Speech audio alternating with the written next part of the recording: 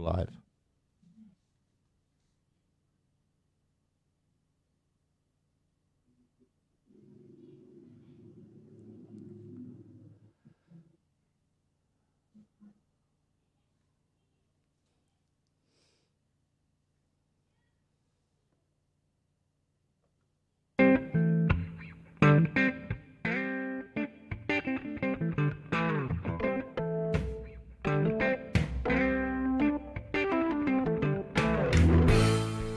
And welcome to What's Cooking Podcast on the Grill.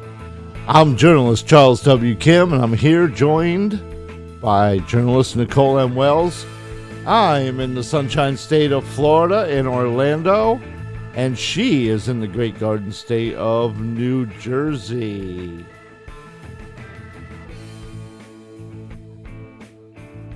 How's it going, Nicole?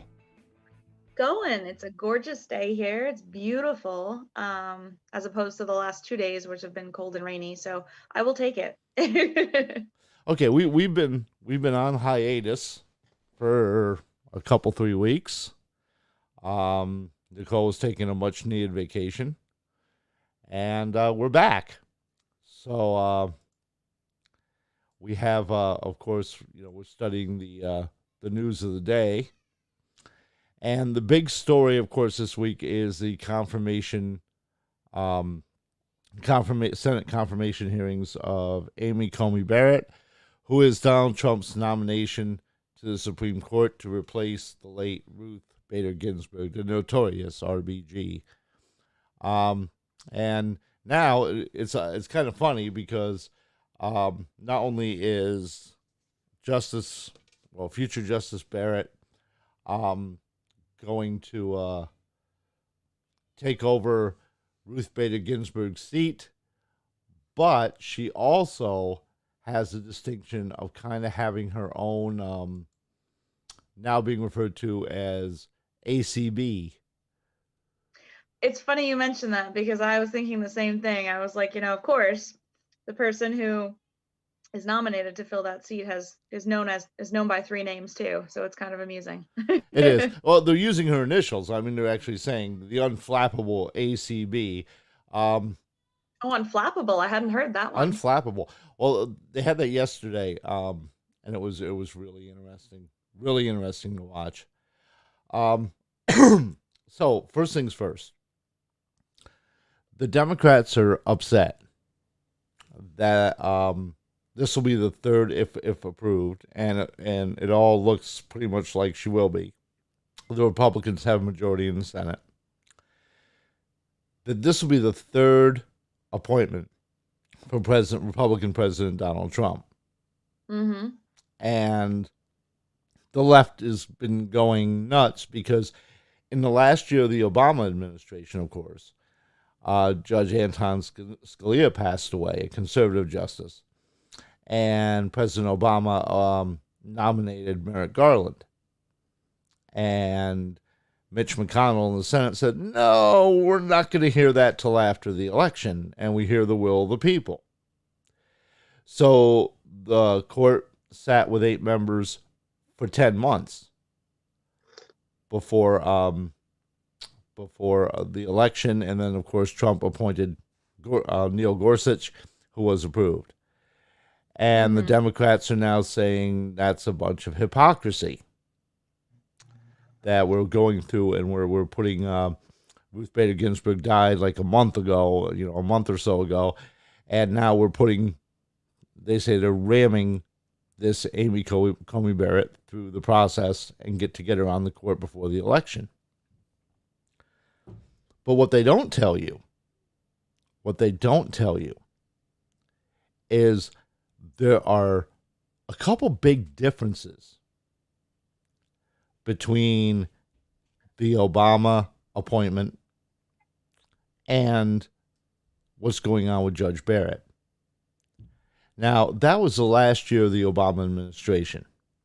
Obama had been in for 8 years. There would be a new president either way.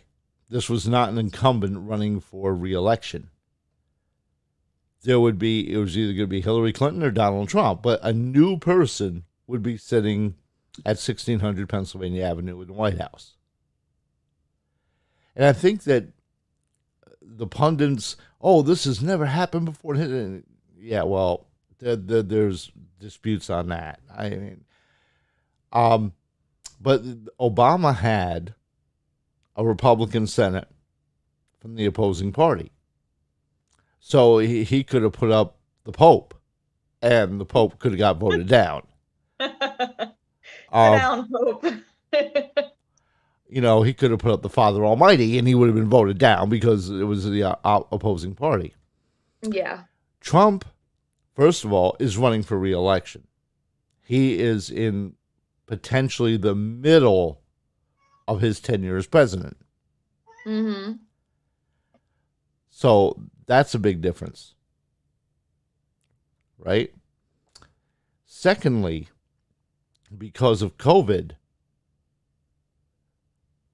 we have, and mail-in voting, there is a likelihood the Supreme Court, as they did in 2000 with Bush v. Gore, the Supreme Court may have to weigh in on the election itself. I think there's a huge likelihood of that. I mean, this year is going to be a messy election, just based on the fact that it's all going to be mail-in voting, and that's just going to be a hot mess. So you're going to need, the Supreme Court in all likelihood to make the decision. Yeah, and so if the court is 4-4, we're screwed. Yeah, because apparently in a tie, whatever the court that heard it first, the federal court below them, whatever their ruling is, would stand. So the Supreme Court would not have the capability really to have a majority rule one way or not. I mean, of course, the court could unanimously, even 8-0, and they could approve.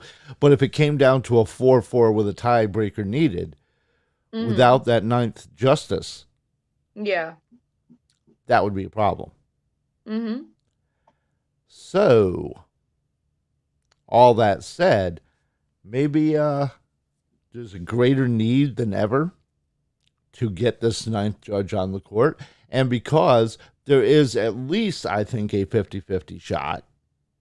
I think I'm not being overly optimistic there or whatever, but I think there's at least a 50-50 shot, a 1 in 2 shot that Trump will be reelected. Mm-hmm. I mean, realistically, the signs, I would say, my own opinion is that he will be reelected, that there is much more enthusiasm behind him than there is Biden, yada, yada, and Biden's kind of old, dodgy, and losing his mind.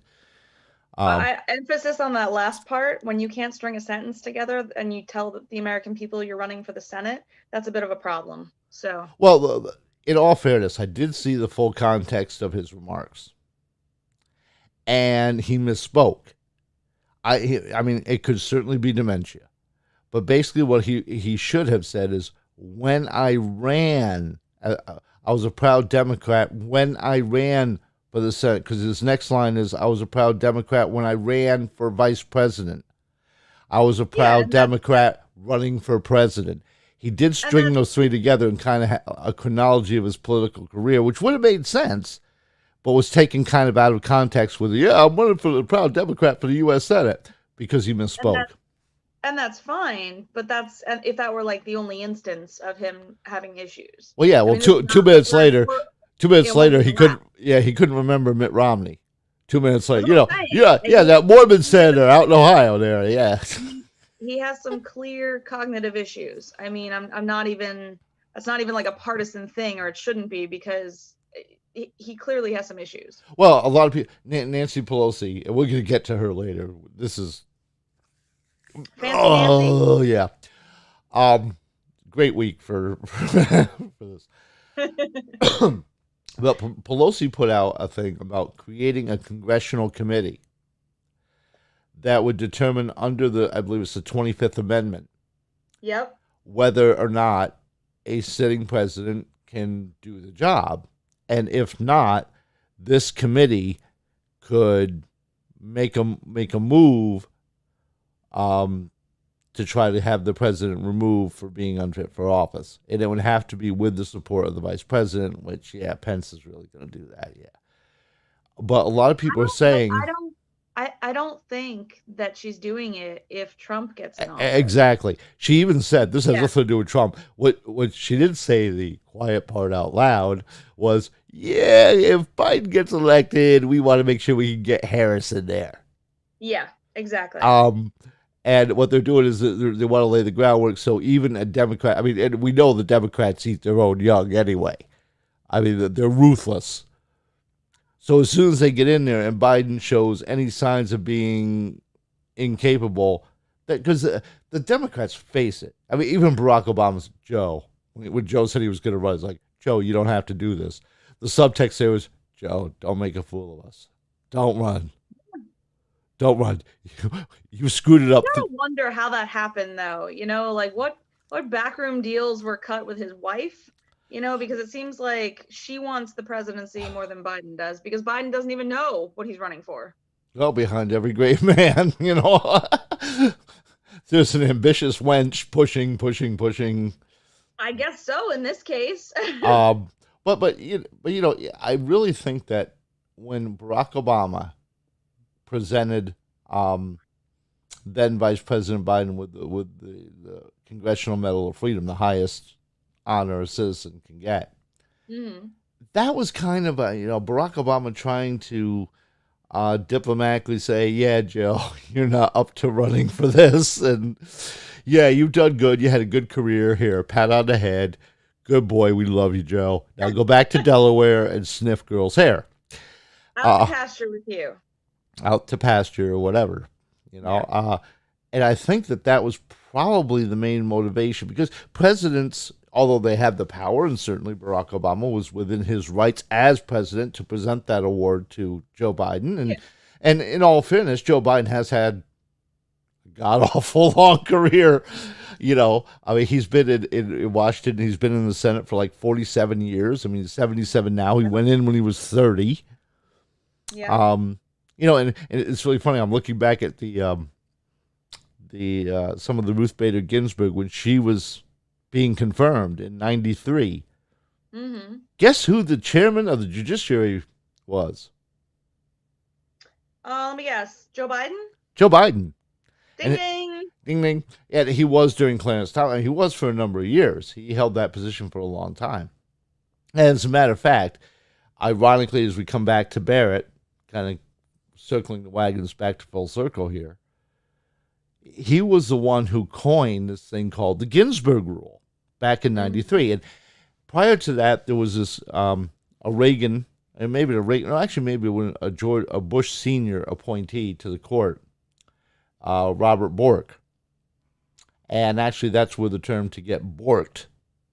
A bunch of people went after him to make sure he was not confirmed to the court, and they won. They had him, withdraw his nomination. And that was one of the first, even before Clarence Thomas, that was one of the first brutal Senate confirmation hearings. You know what's really ironic, or not ironic, which is really disgusting? In my lifetime, I have seen a number of these confirmation hearings, okay? Since Reagan and Bush Sr., these things have gotten so out of hand and destructive. Mm-hmm. They say, it used to be back in the day that basically someone would come in front of the Senate and they would be like, okay, well, what's your qualifications? Yeah, you look good. You spent this many years as a professor. You've been on the bench in the federal courts for a number of years. You've already been vetted for, all manner of things there. Mm-hmm. Yeah, and most of the votes would be like, I think, for instance, Ginsburg was like 96-0, something along that line. 93-7 or something in the Senate, in a Senate of 100. Yeah. And now, we're at the point where we're totally, any Republican, any conservative being appointed to the court. But ironically, Or not again, not ironically. I keep using that word. It does not mean what I think it means.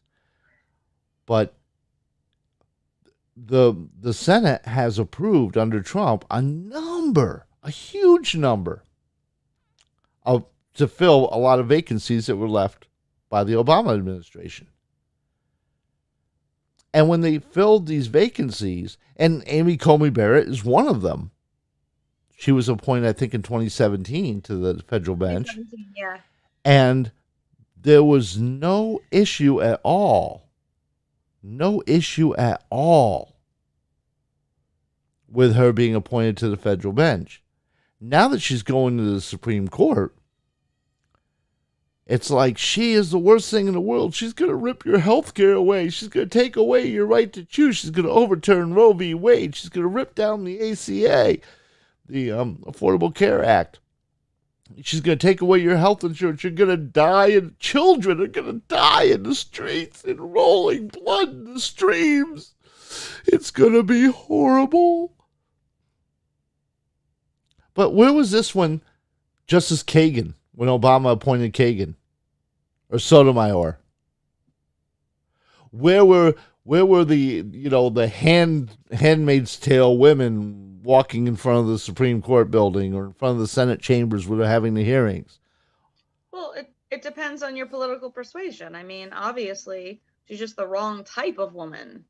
You know, you have to be the right type of woman for them not to pitch a fit. But I mean, heaven forbid you're a conservative woman, then, all bets are off and you are the devil incarnate. But not even being a woman. Just the fact that the conservatives in the Senate certainly aggressively questioned Kagan, Sotomayor, and whatnot, and Ginsburg during her time. But they turned around and they accepted what was going on, and eventually many of them voted for them. The Republicans voted, pretty overwhelmingly for these Democratic choices, and they're on the court. Ginsburg, Kagan, Sotomayor. I don't remember. There's always, it seems, since Bork, whenever a conservative is appointed to fill a vacancy on the court, this vitriol. The nation is going to crumble because of this one voice out of 9. Out of 9. Oh my God, this one voice out of 9 is going to totally demolish the country. Oh my God. Oh, it hasn't happened yet. Matter of fact, it's a Bush appointee, John Roberts, who replaced the late William Rehnquist as Chief Justice, who was the key vote to uphold the ACA. A Bush appointee. And believe me, conservatives went mad when he did that. They did. They went nuts. Mm-hmm. Because, what do we say in 2016? Elections have consequences. Mm-hmm. The Republicans win. Of course they're going to appoint conservative judges. What do they think? What do these people on the left think? Oh boy, yeah, we just won the election. We're conservatives. We just won the White House. We just won the Senate. So what are we going to do? Let's find the most radical, progressive left judge we can find and put them up so the other side still likes us. Yep. That's their mindset. They're ridiculous. Mm-hmm. Well, why did you put up Ginsburg then? Ginsburg was certainly radical. She was, not necessarily radical, but she was certainly far left. Mm-hmm. And you can argue good and bad about her decisions and her dissents and so forth, but elections have consequences. Clinton was in the White House. He was a Democrat. And that's the way the cookie crumbles, as my mother would used to say. Yeah. But now, and this is key, is now you have the Democrats saying that by putting Amy Coney Barrett in, first of all, you have Biden out on the campaign trail saying this is unconstitutional. think that man even remembers what unconstitutional is at this point. Princess Bride, you keep using that word. I don't think it means what you think it means. I'm pretty sure he has no concept of what it is to be unconstitutional at this point. I mean, he can barely remember things these days. But every constitutional scholar in the world says what the Republicans are doing right now, even with the time frame of the Senate hearings, is totally constitutional. Yeah, it's exactly what is supposed to happen. Somebody dies, you fill the seat. It's very simple. Right. Now, it's a bunch of sour grapes because Garland didn't get in under Obama because the Democrats did not control the Senate, who has to confirm. Mm-hmm. Well, sometimes you control the Senate, sometimes you don't. You can't have your way all the time. Just because, oh, come on, man, as Joe would say, as Biden would say, oh, come on, man. I'm tired of hearing that. It is so annoying. Number 1. Number 5. I don't know what number I'm on.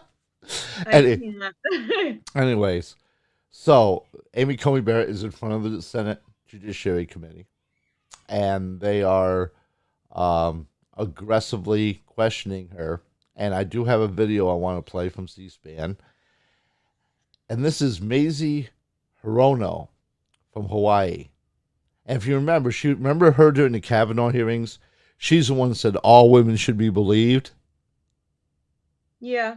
Except for Tara Reid, who's made allegations against Biden. Well, only certain women. Like I said, it depends on your political persuasion. Only left-leaning women are to be believed. Mm-hmm. Anyway, she asked the question of Judge Barrett.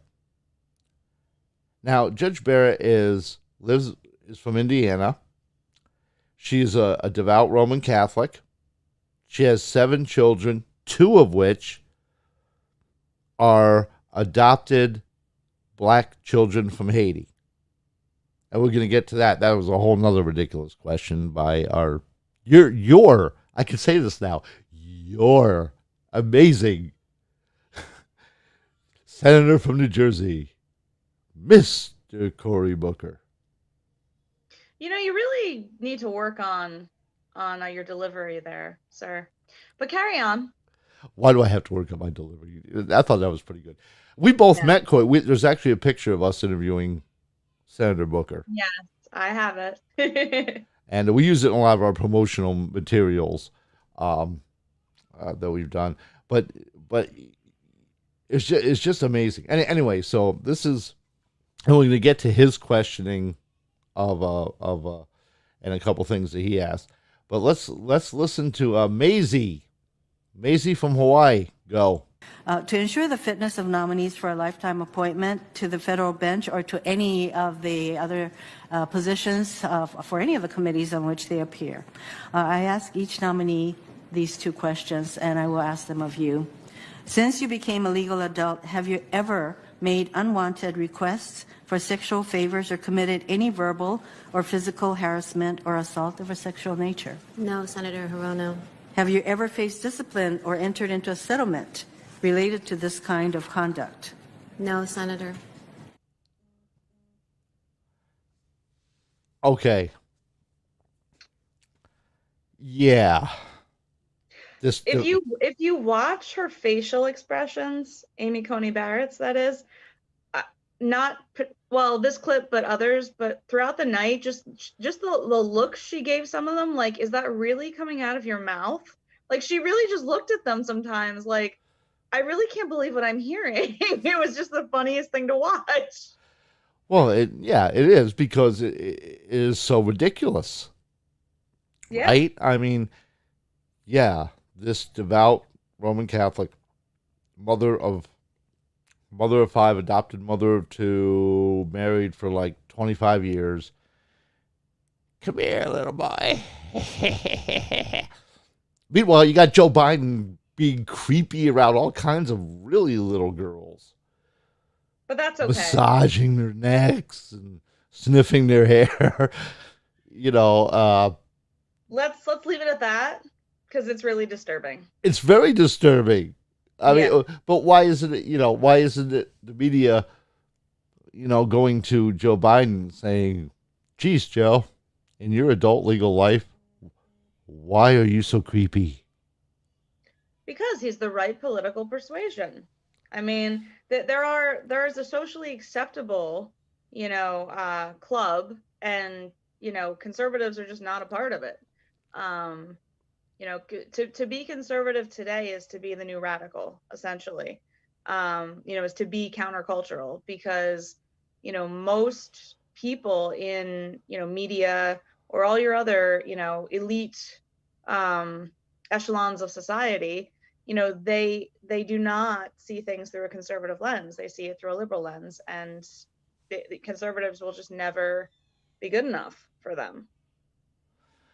And now we go to Cory Booker. Here we go. Your guy. No, don't even brand him mine. So, in a clip that's been widely circulated, Booker basically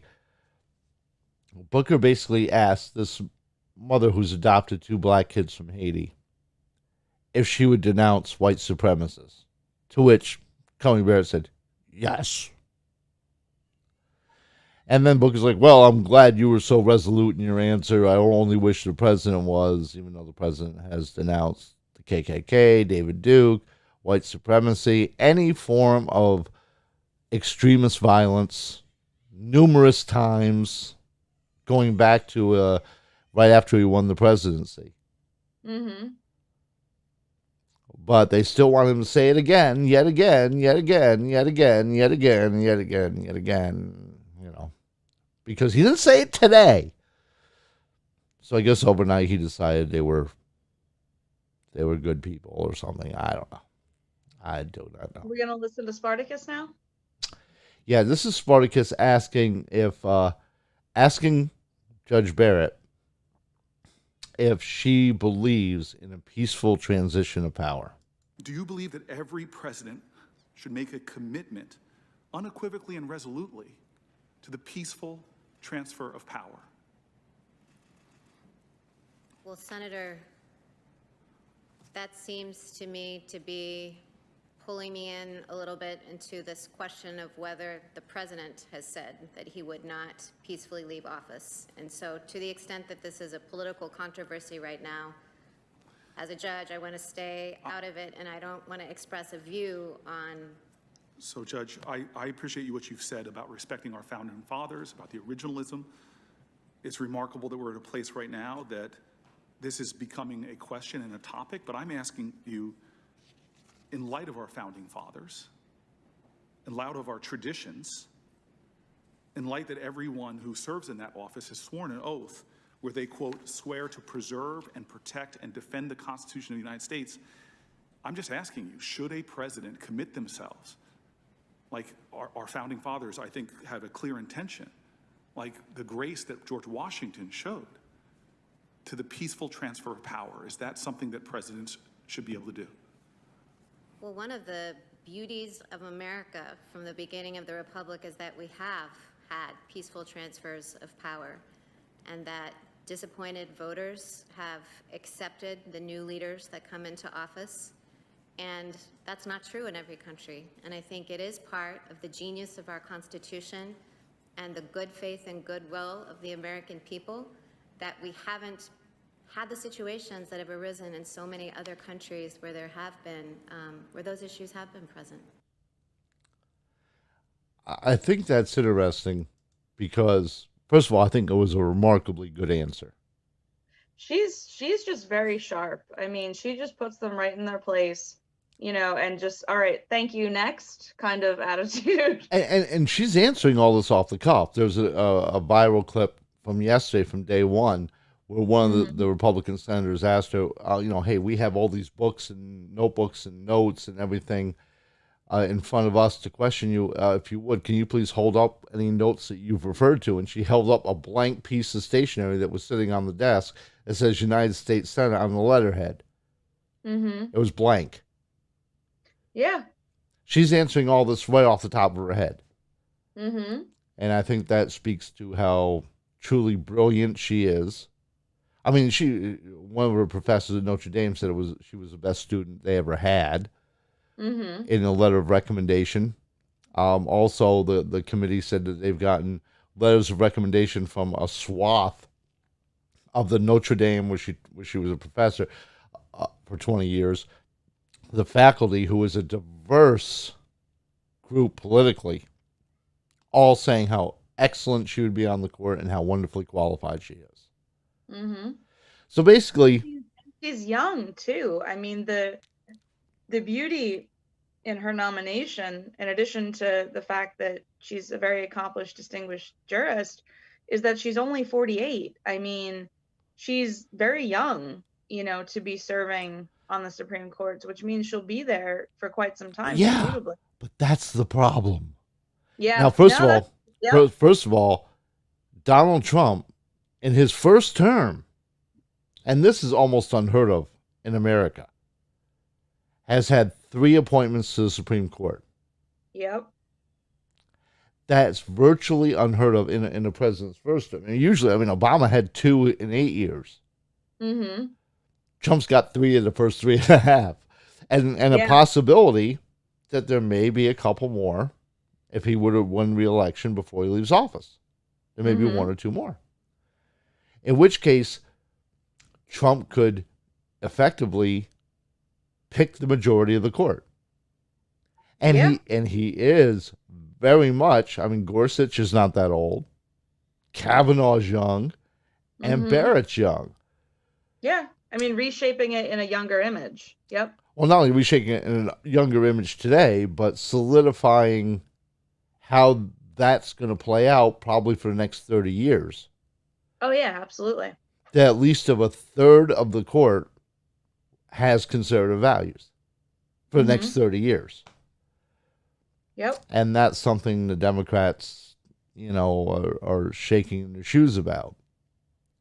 And now going back to who was it? Amy Klobuchar, during her questioning of Barrett, she brought up this thing called super precedents. And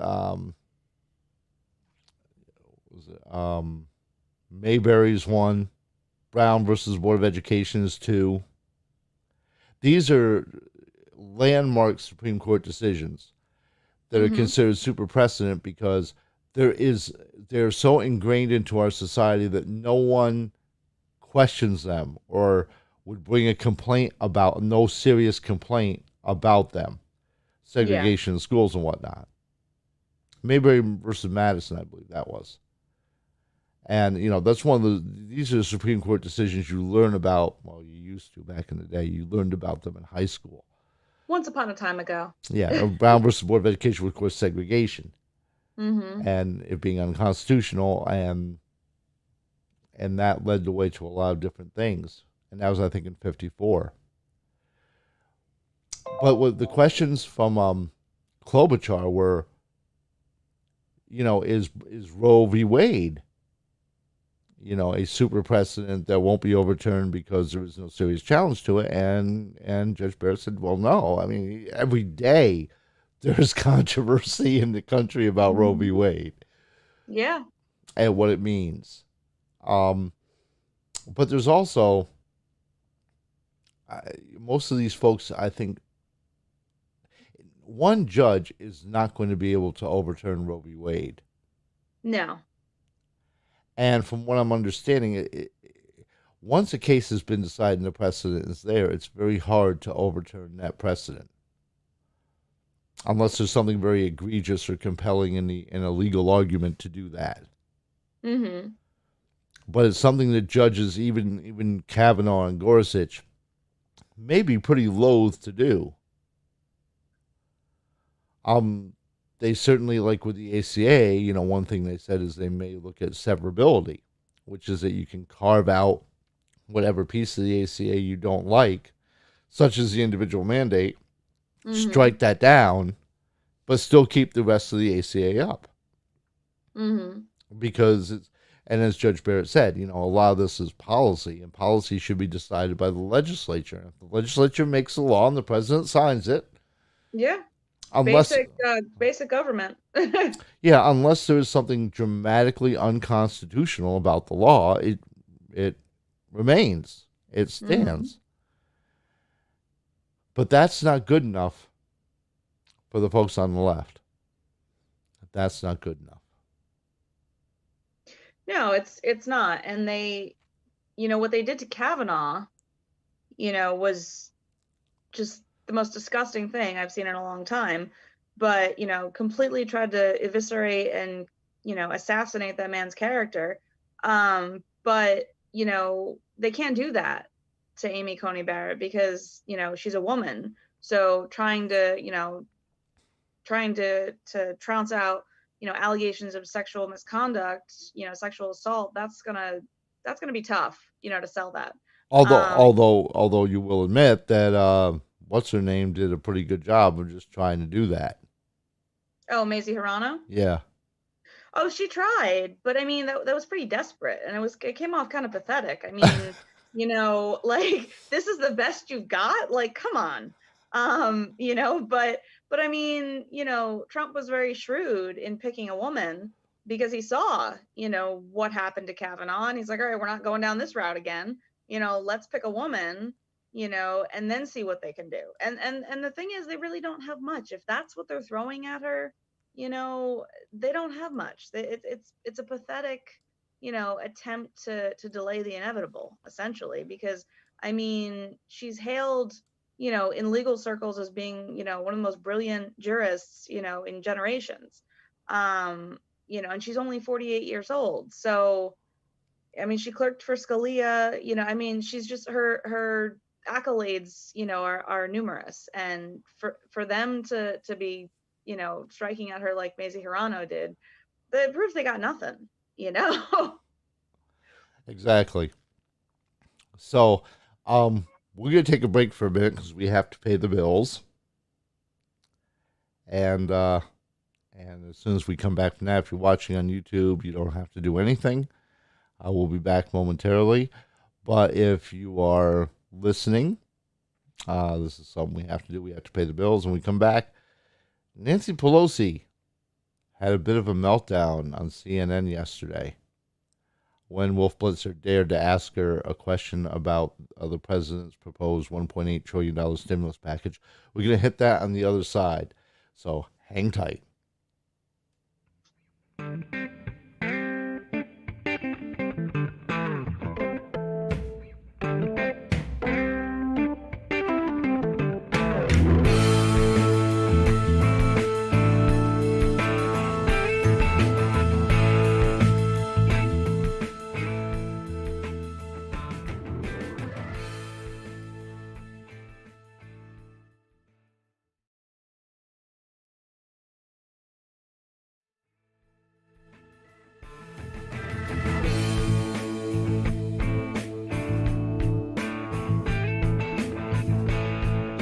And welcome back to the second part of What's Cooking?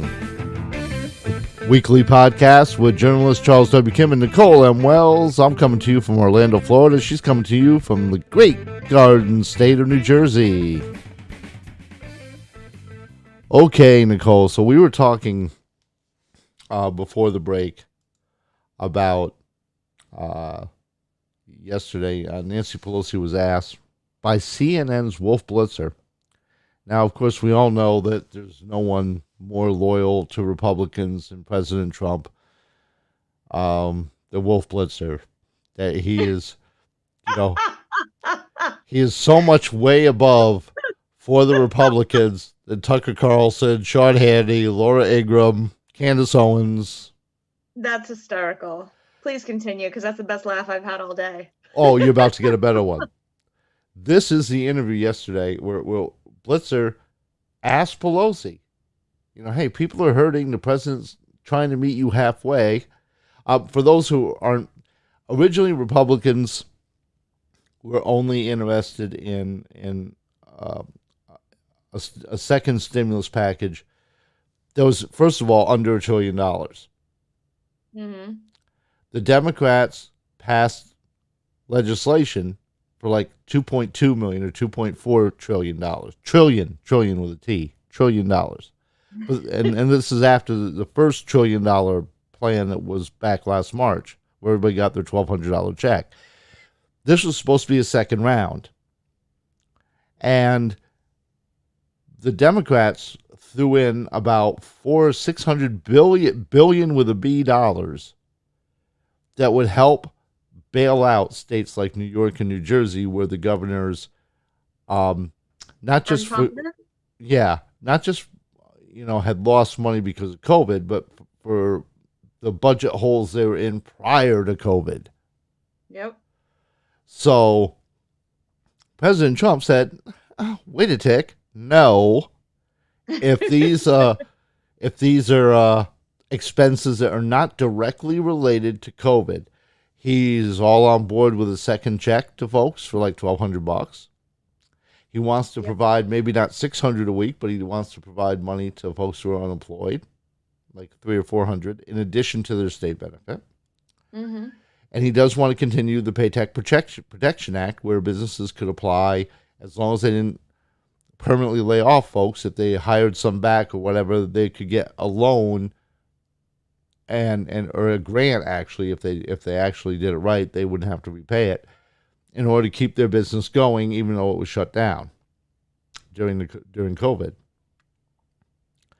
So then Trump said no, because you have all this extra spending for the states and things in there, and you're tying it to voter ID legislation, knocking that down, and all this other stuff that has nothing to do with COVID. No.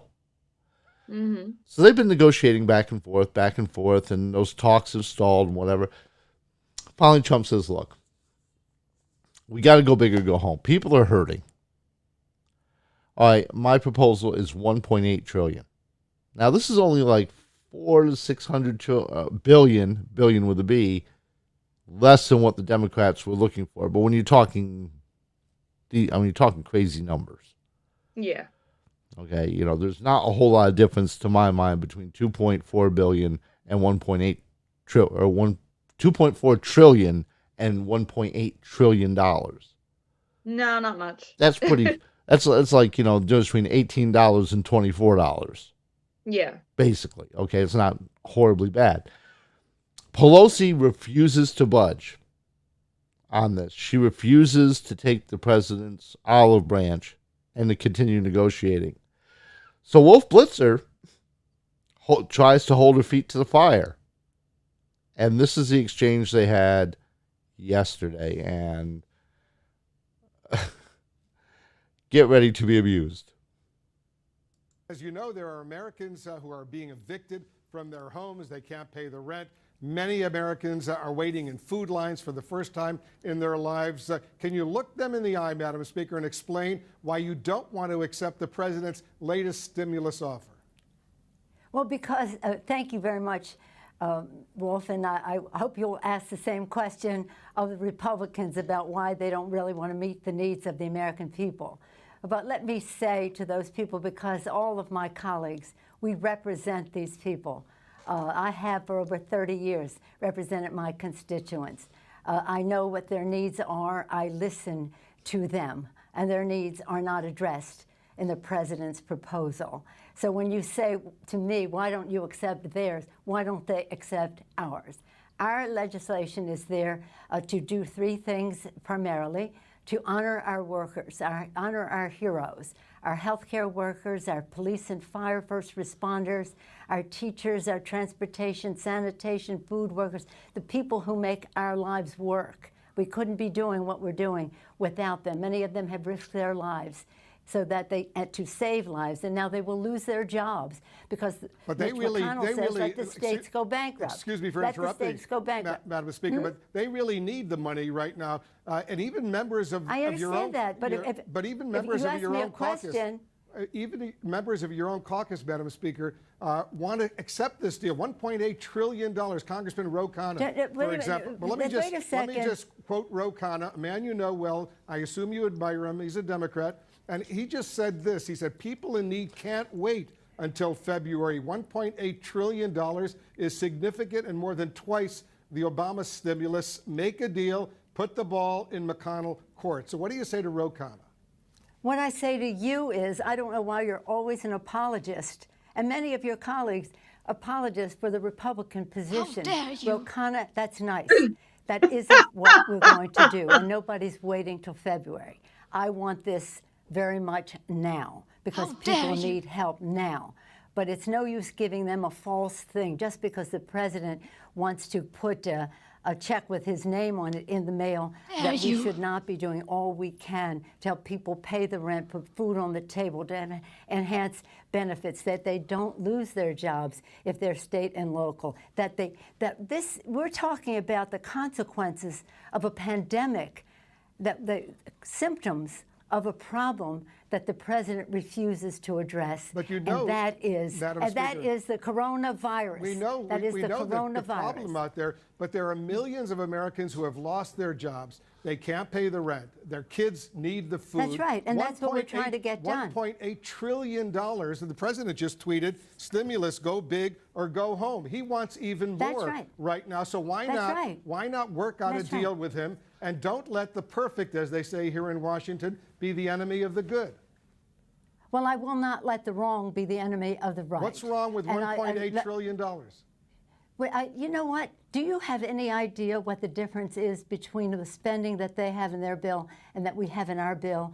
Do you realize that they have come back and said all these things for child tax credits and earned income tax credits, for helping people who have lost their jobs, are eliminated in their bill? Do you realize they pay no respect to the fact that child care is very important for people whose children cannot go to school because they're doing remote learning, and yet they minimize the need for child care, which is the threshold with which people, mothers and fathers, can go to work if they have that? Do you have any idea of how that's precisely why, Madam Speaker, short they're concerned? That's why it's so important right now. Yesterday I spoke to Andrew Yang, who says the same thing. It's not everything you want, but you know what? There's a lot there. Honest to God, you really, I can't get over it, because Andrew Yang, he's lovely. Ro Khanna, he's lovely. They are not negotiating this situation. They have no idea of the particulars. They have no idea of what the language is here. I didn't come over here to have, so you're the apologist for the Obama, excuse me. God forbid. Madam Speaker, I'm not an apologist. Obama. I'm asking you serious questions because so many people are in desperate need right now. Let me ask you this. Okay. When was the last time? Let me respond to you. Let me ask you, when was the last time, Madam Speaker, when was the last time you spoke with the president about this? I don't speak to the president. Speak with his representative. Why not call him and say, Mr. President, let's work out a deal. It's not going to be everything you want, not going to be everything I want, but there are so many Americans right now who are in desperate need. Let's make a deal. What makes me amused, if it weren't so sad, is how you all think that you know more about the suffering of the American people than those of us who are elected by them to represent them at that table. It is unfortunate that we do not have shared values with this White House, and that they have in their bill, why don't you talk about in their bill, a tax break for the wealthiest families in the country, while they cut out the earned income tax credit for the poorest families in our country and the poorest children in our country. That we have to fight with them to get them to address the coronavirus crisis, because they have said it was a hoax, it was magical, it was a miracle, it was going to cure it. It hasn't. And that's why we find ourselves in this situation. I feel very confident about the knowledge that I bring to this, but more importantly, the knowledge that my chairs, our chairs of jurisdiction, science-based, academically documented, institutionally suggested in terms of what the cost would be to do it, and to do it that way. And about, we talk about child care, yes. We talk about safety in the workplace. Safety in the workplace, that's a very important issue, especially in the time of the pandemic. So what I say to those people is, we're going to get a deal. And when we do, it will be retroactive. it will be retroactive. Here's what you wrote in a letter to House Democrats, Madam Speaker, and I ask these questions only, as you know, so many millions of Americans are suffering right now. But you quote two people who know nothing about the agreement. There is no agreement, but what the suggestions are, as if there's some authority on the subject. Please, give equal weight to all of the chairmen on the committee who have written this bill. But so many of your fellow Democrats in the House, they want a deal right now. No, that isn't. The problem solvers, they all want a deal right now. Yeah. And here's what they're complaining about, because you wrote a letter to House Democrats and you said this. Let me read a line from the letter you wrote. The president only wants his name on a check to go out before Election Day and for the market to go up. Is that what this is all about? Not allow the president to take credit if there's a deal that will help millions of Americans right now? He's not that important. But let me say this.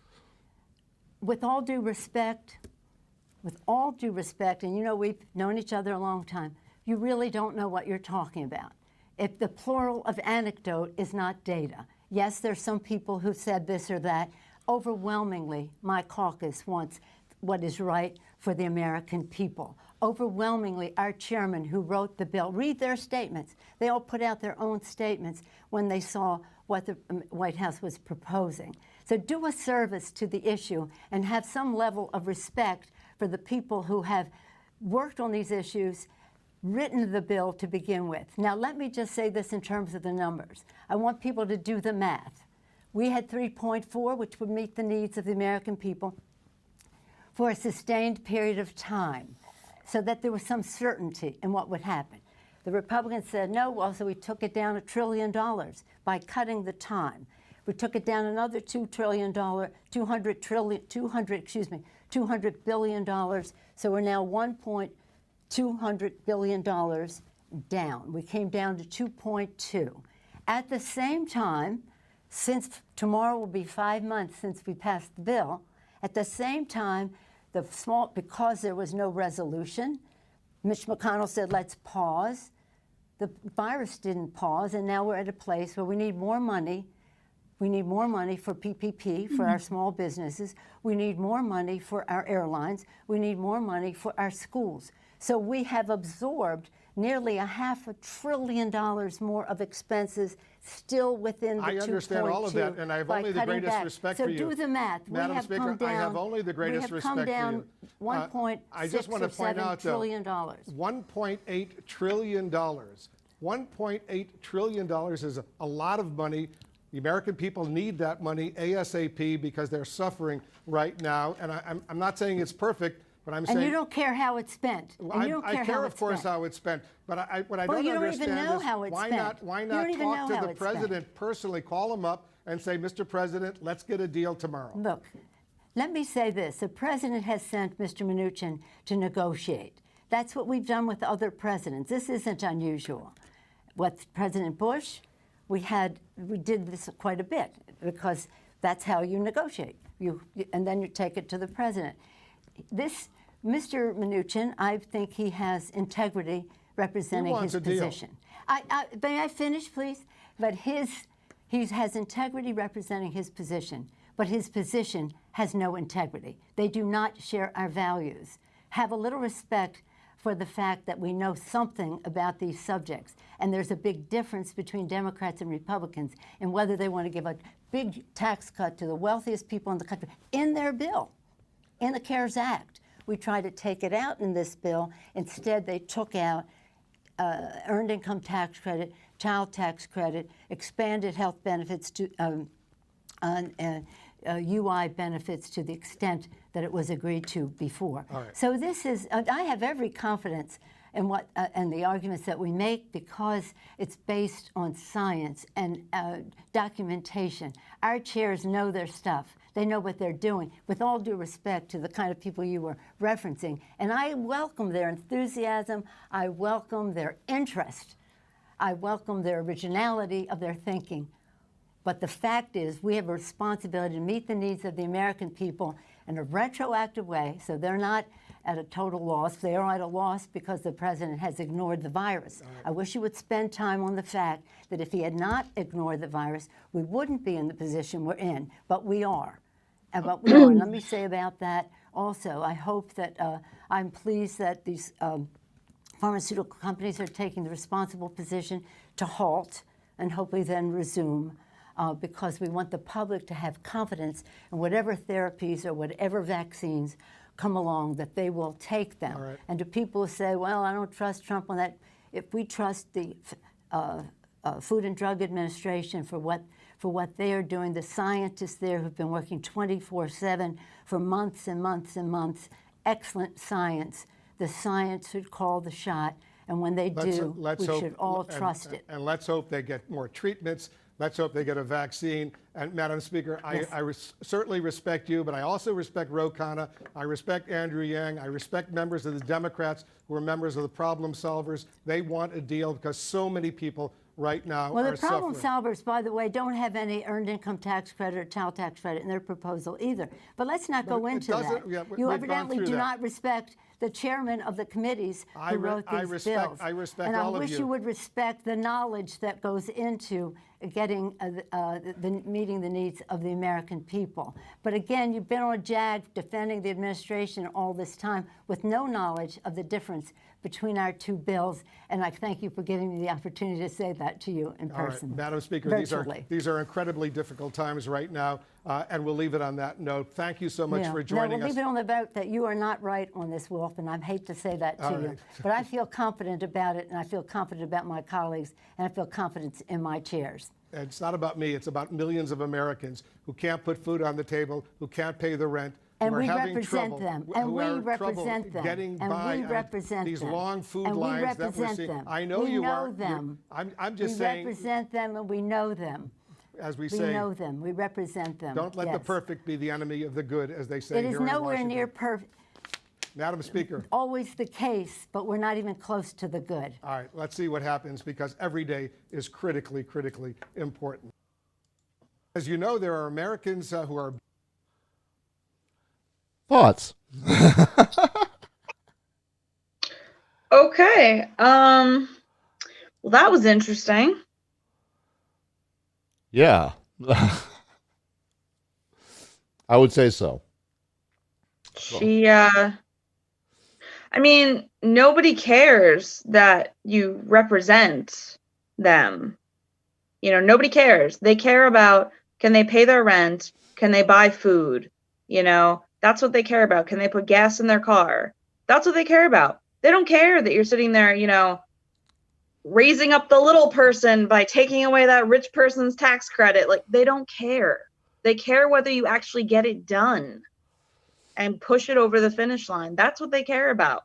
You know, and to his credit, I'm not a big Wolf Blitzer fan, but to his credit, he gets that, you know, and he kept pushing her on it. So good for him, because I don't usually, you know, I'm not usually partial to his style, but that was a good interview. And he was 100% right that, you know, it doesn't have to be perfect. Just get it done. Well, I think that he sees. I mean, even Blitzer, who, you know, certainly the CNN anti-TDS, anti-Trump network, you know, which is basically comms for the DNC. But even Blitzer sees that, you know, hey, Trump has upped the number on this, and 1.8 trillion is not anything to sneeze at. No, it's not.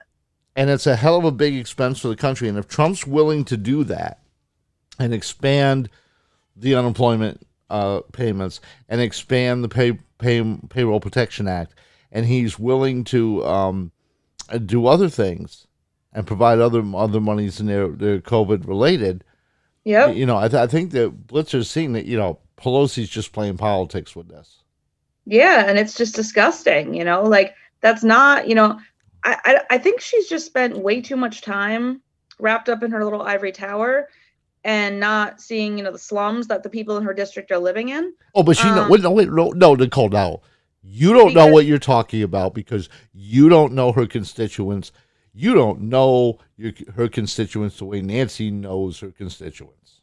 But I mean, you know, I don't think it's going to play out the way she thinks it is, because I think in her mind is so, you know, gone at this point that she doesn't realize how bad it looks when you're the reason you're holding up, you know, actual cash payments to people so they can pay their rent and buy food and pay for gas, you know.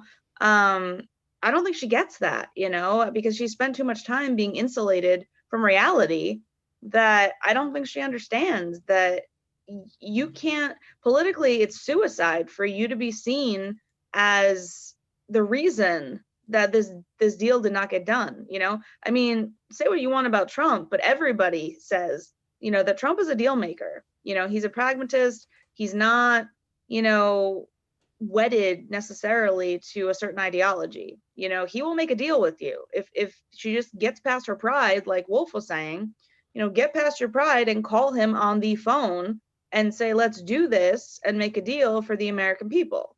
But she's just too prideful to do that, and as a result, she's going to be seen, as the heartless bitch who didn't get this done for people to pay their actual, so and live. Yeah, and so I don't think it's going to play out the way she thinks it is. And she's the one who goes on national television eating, $10 pints of ice cream in front of her $20,000 refrigerator. Yeah. Meanwhile, people are dropping their pants and taking a crap in the street in San Francisco. But she knows her constituents. She represents them. Remember, she represents them. She knows them. I'm sure she can. Which is apparently not a toilet.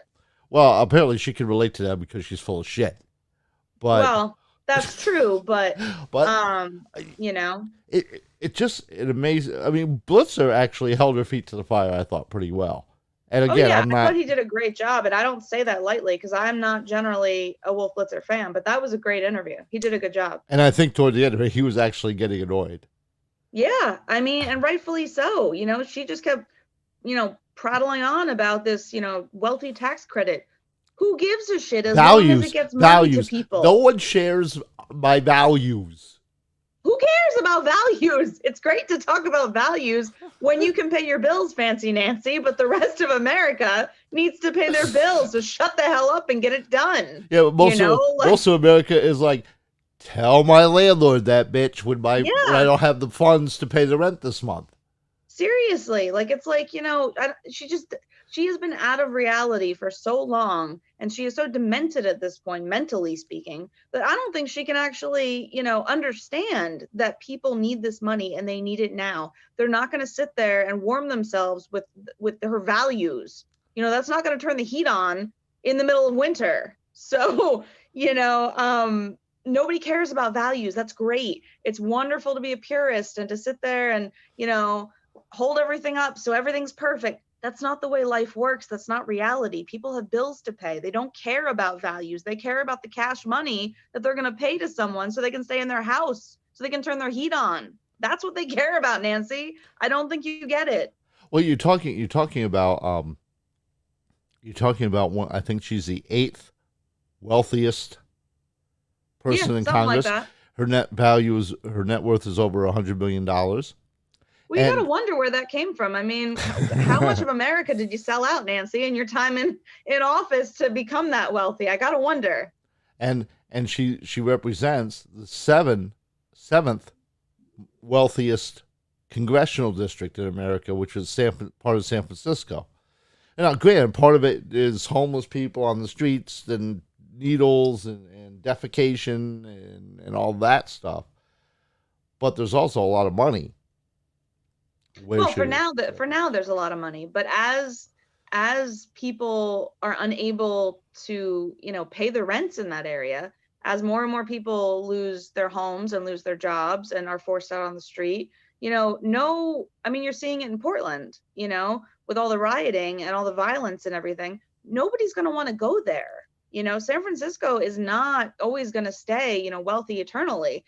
As the homeless rate creeps up, as the violence rate creeps up, people are not going to stay there. Businesses are going to leave, and she's going to be left with a crumbling district that's full of needles and, human waste in the streets and tents and all kinds of things that nobody wants to be around, so good luck to her, because it's getting to that point.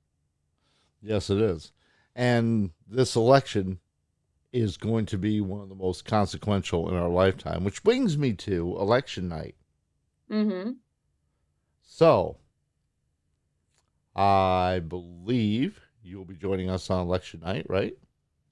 I believe so. At this point, it's looking like I will be.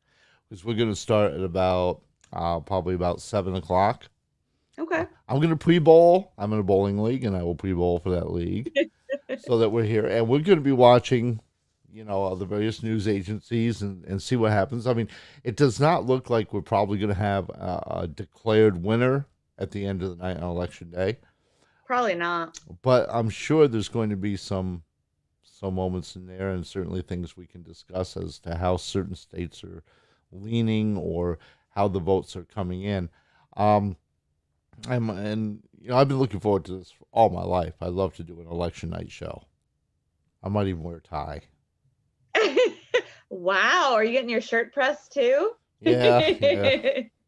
Well, when you live in Florida, it's like everything's pretty much short sleeve weather. All right, so you're probably gonna be wearing like a polo or something. Let's not go crazy with the tie. I don't know. We'll see. We'll see how I feel. But yeah, I mean, we want to definitely. We're going to be streaming live on YouTube, and we'll do an abbreviated version for the audio podcast of our election night analysis. But I think it'll be interesting. Yeah, sounds like a good time. It should be. It'll be a long night, but it should be fun. So I guess start getting your stuff together, your research together for that, as I am, and because we're gonna have a lot of time talking to Phil as we wait for results to come in, and we'll monitor the news networks as live information comes in, and see where all they are. I think it's gonna be interesting because right now the polls say Biden's up. They also said Clinton was up at this time in 2016. I was gonna say, I mean, I don't think most people believe the polls these days. I mean, I certainly don't. Everybody I know does not believe the polls because the polls were so egregiously wrong, so disastrously wrong on, election night in 2016 that I don't know anybody who believes polls these days. I don't know why they still do them because, it was so terribly wrong. Yeah. And if you look at the enthusiasm now, see, you and I remember this, and we went through this in 2016. We probably have already told the story on the air here. We'll tell it again. Yeah, I think we have. Because who cares? We can tell it again. By the way, if you're watching us on YouTube or listening to us, certainly check us out on Anchor, Spotify for the audio version of the podcast. If you're watching us on YouTube, make sure you subscribe, hit the notification bell so you can know when we drop a new video. And also, you can support us. There are links up on the screen if you're watching on YouTube. You can tip us on PayPal, support us on Patreon or on Anchor, and help us if you like our content. If you like what we're doing, let us know. What was I talking about before all that? Oh yes, the story. The story at Rutgers. So Nicole is a journalism grad at Rutgers. And during I don't really say that with a whole lot of pride, but that's where I went. So there it is. Well, I went to school Hard Knocks, so there you go. That's probably a better education. A lot rougher, I'll put it that way. But so we went. They had a thing. It was the Eagleton Institute. Eagleton Institute of Politics at Rutgers University, and they had a panel with these pollsters. And it was in October, right? October 2016. I believe it was October, yes. It was right before the election. Yeah, it was right around Halloween time. So yeah it was October. Late October. The election was coming up pretty quickly. Yep. And of course Hillary was going to win. You silly Trump people. Of course Hillary's going to win. Well, like now, the news was full of images from the Trump rallies. When they did show it, most of the time the media wouldn't pan around and show the huge crowds that were coming out for Trump. And I can say even, Johnstown, Pennsylvania, I think last night. And he was on Monday night, he was in Florida, about 20 minutes from me in Sanford. And the crowd there was huge. He was at an airport. He just got off Air Force One and went to the podium and spoke, but there was a huge crowd around him.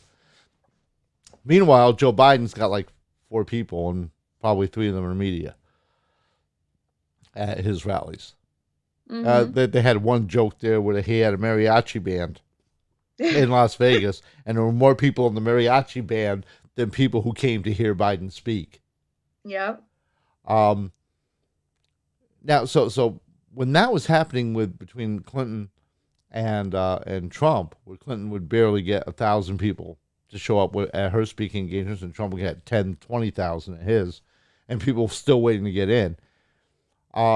So we went to this panel from the Eagleton Institute who were talking about, they did talk about, in fairness, the difficulties with cell phones and doing polls correctly, because most of the time they call on landlines and all this. And that, polling was getting to be a tougher racket, so to speak. But we went but they still were very solid behind what they saw as the results of the polls, and that was that Hillary was going to win. Trump had no chance. It was going to be a blowout. I mean, America's never going to vote in Trump.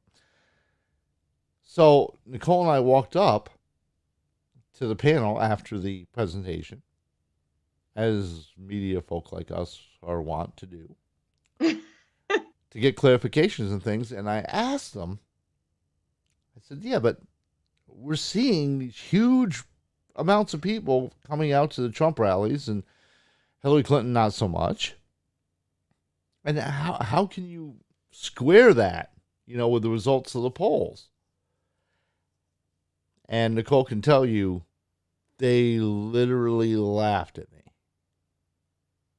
Oh yeah, they wanted to hear nothing of it, and it was quite amusing. So.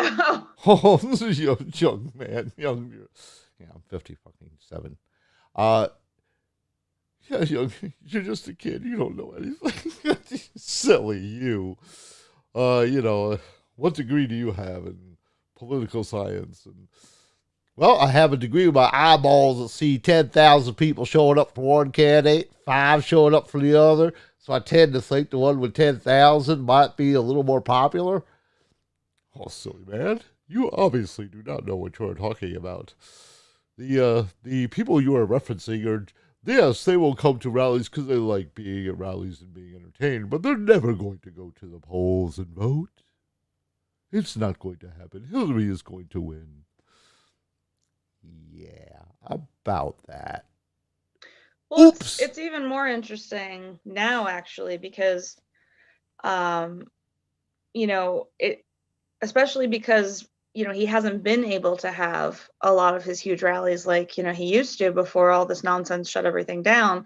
But even still, without the huge rallies, with him there, official Trump rallies, you're seeing, spontaneous, rallies crop up that, have like local people that are affiliated with Trump. You're starting to see a lot of these local rallies, like there's one tonight in Sussex County, and it has, there's several speakers and there's, the gym owners, Attila's Gym that was shut down by Governor Murphy here in New Jersey. And they've been fighting him every step of the way to reopen their business. And so they're going to be featured speakers at this. So you're starting to see areas, states have local rallies, and they pull in local people that are affiliated with Trump. Even though he's not necessarily there and it's not an official Trump rally, it is a Trump rally and that it's supporting Trump and it's bringing all the local support, to bear in one place. So it's interesting kind of seeing how that's playing out right now. So I tend to think that the polls again, are wrong and that it will be there will be a lot more support for him than you would think if you listen to the polls. Well, we will see. We're only a couple weeks away. Yep. And I think that's where we leave it this week. All right. Well, it's good talking to you. Yeah. Same here. So hopefully hopefully we'll have a show before the election with someone who's actually familiar with elections, election law, has a long history. And hopefully that will come to pass, and we'll have a discussion on voting, poll workers, challenges with COVID and mail-in balloting, and hopefully that will come up in the next couple weeks. But until then, that's where we'll leave it. For Nicole M. Wells and Charles W. Kim, we'll see you next time.